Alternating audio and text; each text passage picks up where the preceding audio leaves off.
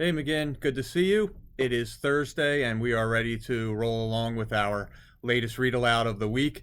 I went with a character today that is familiar to many of you, familiar to many through the years, actually. So, we're going to do a book from the Franklin series, and this is Franklin Fibs. And there's a chance also to go over a very good lesson in this story. Here we go with Franklin Fibs.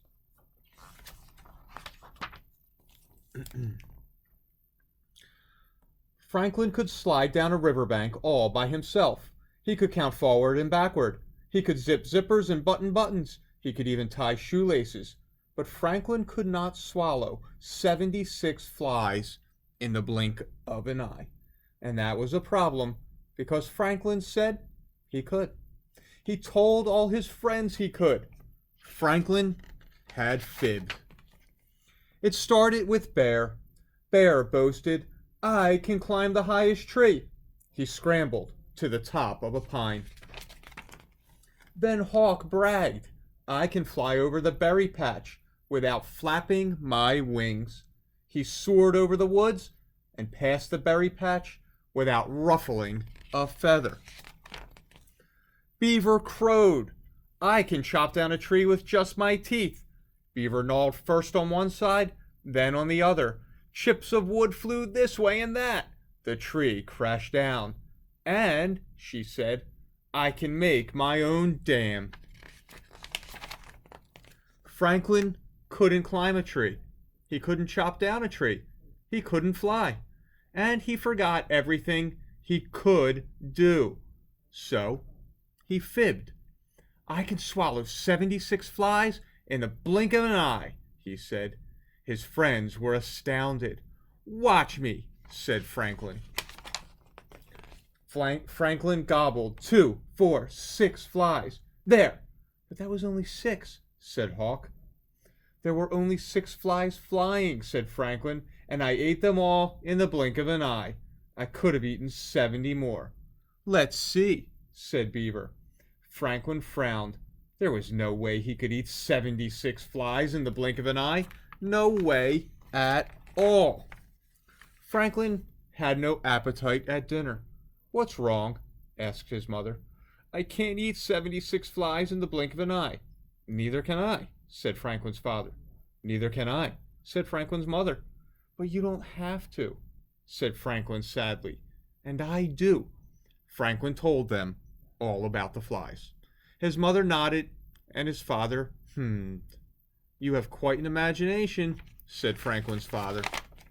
The next morning, Franklin's friends were waiting. Beaver had a surprise. "Eat them," she dared.